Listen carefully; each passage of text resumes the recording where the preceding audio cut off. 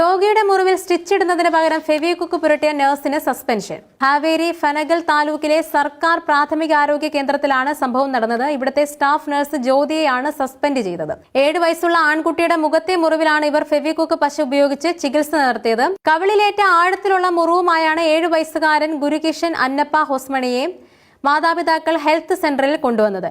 എന്നാൽ മുറിവിൽ തുന്നലിട്ടാൽ മുഖത്ത് മാറാത്ത പാടുണ്ടാവുമെന്ന് പറഞ്ഞ് നഴ്സ് ഫെവിക്വിക്ക് ഉപയോഗിച്ച് ഒട്ടിച്ചു. ആശങ്ക അറിയിച്ച മാതാപിതാക്കളോട് താൻ വർഷങ്ങളായി ഇത് ചെയ്യുന്നതാണെന്നും നഴ്സ് പറഞ്ഞു. കുട്ടിയുടെ മാതാപിതാക്കൾ ഇത് മൊബൈൽ ഫോണിൽ പകർത്തിയതാണ് നടപടിക്ക് വഴിവെച്ചത്.